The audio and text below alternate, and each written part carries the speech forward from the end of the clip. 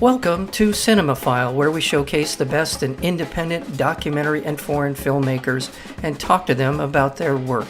I'm your host, Mike Kaspar. You can listen to other interviews by going to Cinemaphile with Mike Kaspar at Spotify.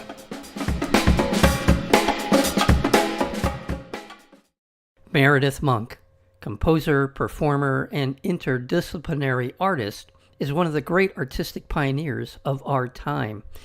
Yet her profound cultural influence is largely unrecognized. With Monk's music at its center, featuring interviews with Björk and David Byrne, Monk in Pieces is a mosaic that mirrors the structure of Monk's own work and illuminates her wildly original vocabulary of sound and imagery. As a female artist in the male-dominated downtown art scene of New York in the 1960s and 1970s, Monk had to fight for recognition and resources.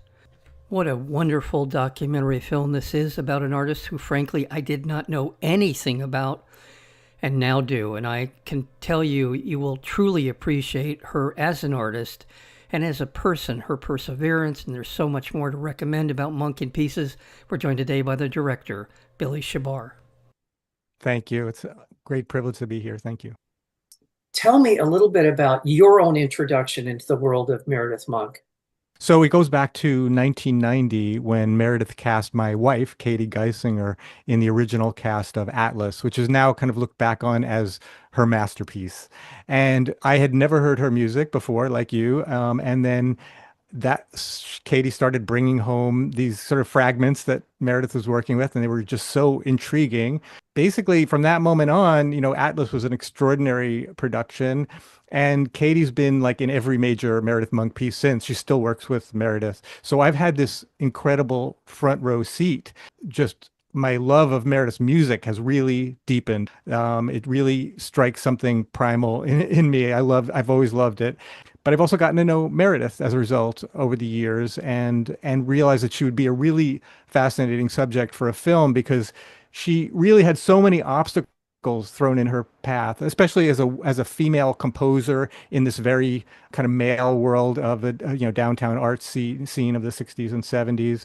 Just what it took her to kind of stick to this very unique vision and just stick to it in the face of criticism. I mean, the critics really misunderstood her for decades before they came around and said some of the most crazy stuff you could imagine in the early years.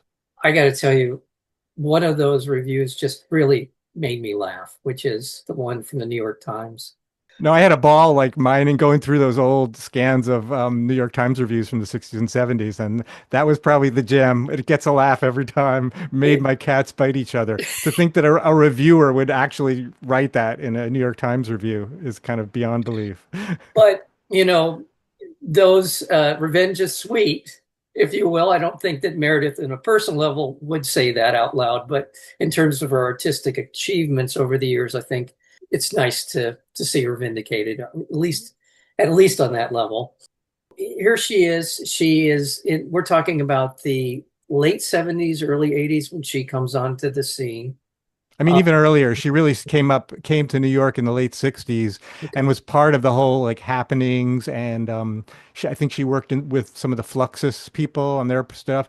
And then she just started to realize, I need to be on my own and figure out my own approach. And that really happened in the 60s where she started making these discoveries about her voice. So yeah, that's it. That's an important part. She's discovering her voice and has the courage as an artist to push that forward in terms of the way that she wanted to approach the art she wanted to create. Pretty brave. She's really tough and really single-minded, but of course, supremely talented in not just composing and singing. I mean, she's like a first-class filmmaker, installation artist, theater director. I mean, that's very, very rare that somebody can be as good as she is at 5 or 6 different art forms and use them all in her work. I love the way the film essentially begins with her in her apartment. We get the tour from many years ago of her apartment. Almost from the beginning of the film, we see her as a person, vulnerable, self-effacing in some ways, but just we get to we get to meet her right away in terms of in a less guarded way, Yeah. if you will. And then we are introduced into her work and the rest of it. Out of curiosity, was she all in? Was there some hesitancy on her part? What was sort of for you to gain her trust over the course of making this film? What was that like for you and for her? Well, it really helped that we had this 30-year plus relationship to begin with because of my wife, Katie. I mean, when our son was born, we were taking him before he was 1 year old. He was going on tour with her, and I was pushing him in a stroller on the streets of Macedonia where they happened to have a concert for some reason. So that was built-in level of trust, which was it made it, much easier. But even with that, I mean, you have to really, as you know from your interviewing filmmakers and so on. I mean, to be the subject of a documentary is a huge leap of faith. I mean, it's just very, very vulnerable. And I wanted, and so there was certainly a dance with her about, what are we going to do? What can we film? What can't we film? And we kind of, the scenes that you mentioned, I'm glad you mentioned them, these sort of very contemplative or intimate scenes in her loft of her just going about her daily life, those turned out to be really great because they were something she was very comfortable with doing in front of the camera. And they really worked well. I mean, I had shot some of them when I finally brought on an editor to work with me. I had been editing it myself or piecemeal with some other editors up until a point that I kind of hit a roadblock. And then I brought in a wonderful editor named Sabina Krahenbuhl, who said, you need to go back to her loft, shoot more of those scenes, and we'll thread them throughout the film. And they'll become like this sort of ballast against all these very kinetic, out there kinds of performance scenes. Yeah, and I think that's important because, especially for someone like me who wasn't familiar with her work, it takes a minute to kind of get used to what she's doing and why she's doing it and how she's doing it. But as the film goes on, it becomes increasingly more apparent to me, and I think it will to people watching the film. It kind of becomes a you go girl thing for me. Like, thank God you did what you did. Thank God you took the chances that you did because now I get it. Exactly. One of my favorite interviews in the film is with her former partner from the 80s, Ping Chong. He put it really well. I think he sort of said, if you just keep it going and stick to it long enough, eventually they have to grudgingly, acknowledge your contribution. And that is really what happened. There's also a very funny moment in the interview that I wasn't able to include in the film, but I did get it into the trailer where Meredith told me that, when she was getting all those really nasty, like sexist reviews in the 60s and 70s, at one point she said she thought she wrote to one of these guys and said to him, I'm going to live longer than you. And I thought that was really, that captures her toughness and her ability, her defending this unique vision that she had, all the way to the point where finally, yeah, they grudgingly recognized her and big time, she got the Presidential Medal of the Arts, and so many artists like Björk and David Byrne acknowledge her inspiration. Yeah, that's a great part of it. And even within the film, because you do show the scathing reviews at the beginning of her career, and then there's a point in the film where you keep bringing back kind of reviews of the New York critics who are seeing your shows, and there's a moment in one of the reviews that we see in the film that says, I don't know that I like this, but there's certainly moments of brilliance. There's something like it was like a moment of clarity for this particular critic was couldn't quite let go of the part that they didn't like, but goes, but you know what? This is really something quite special, right? Is that Absolutely. I love that review because it is a kind of turning point, the way that we kind of shape that narrative of the critical yeah, response. yeah. That was perfect to put in kind of around the middle where the guy goes, it's really terrible, but there's so many remarkable moments here that one is almost inclined to pronounce the evening a success after all. That's, I believe, what the quote was. It's such a kind of backhanded, compliment in the end, but it was great. Yeah. Well, I don't know that I've done a very good job of describing the kind of art that she creates as a vocalist, as an artist, as a musician, as you said, a visual performer. Let's kind of give some broad outlines or parameters to how you would describe the way that she is as an artist.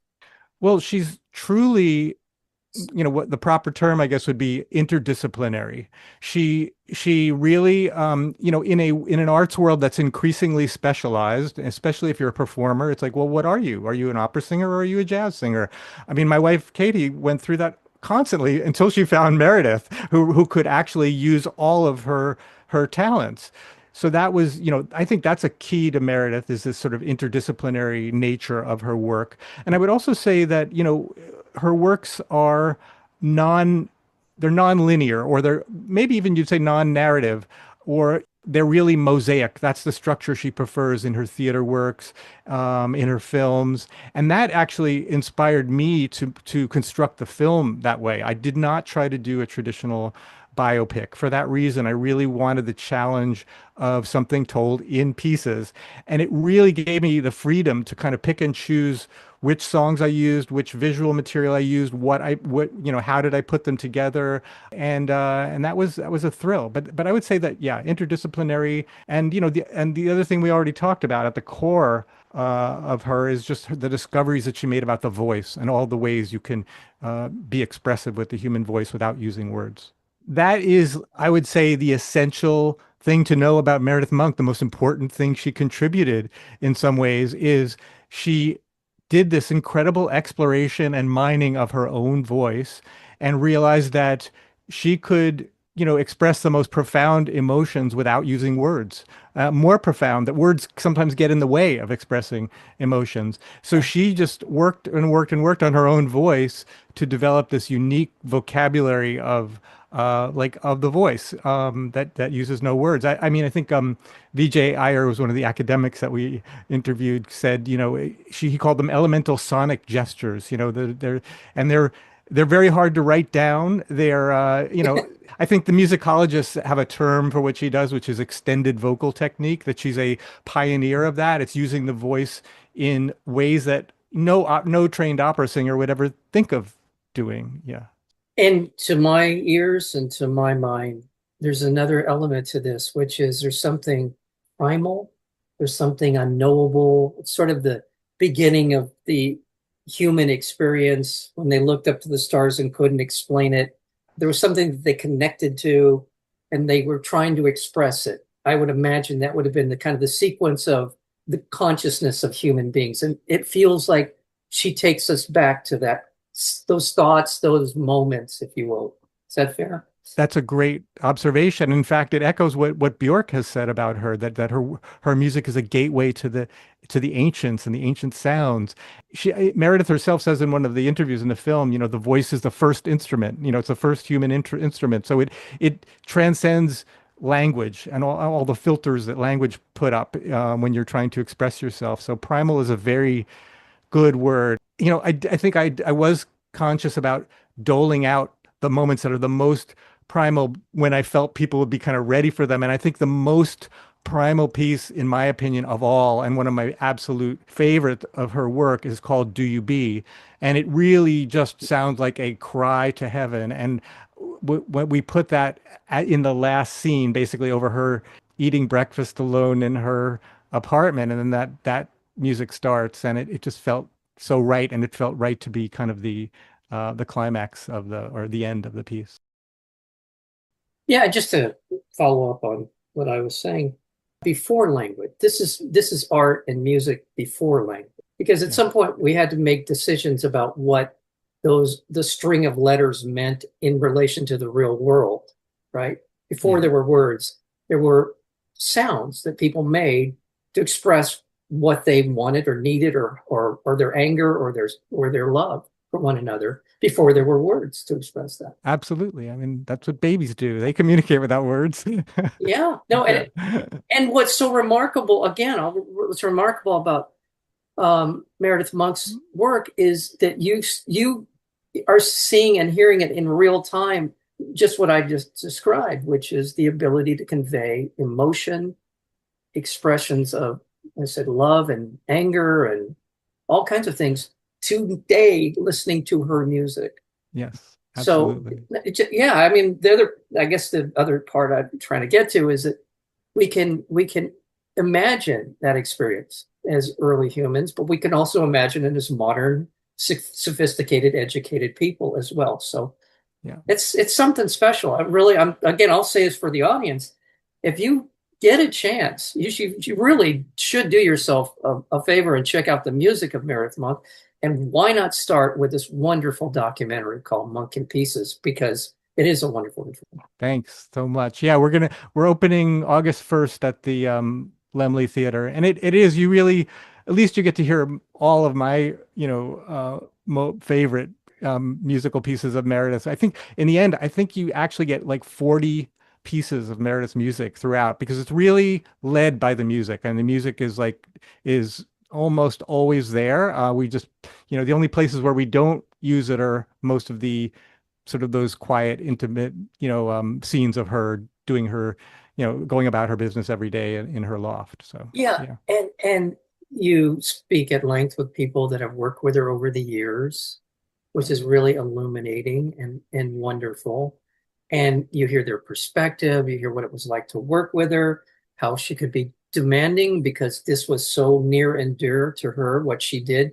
I imagine for any artist who's creating something that's not completely unheard of, but certainly not on the level that she brought this art to before, to want to have it presented in the way that she hears it, the way that she's imagining it to be. So in that regard, who could blame anyone for not wanting it done the way that she has worked so hard to make it?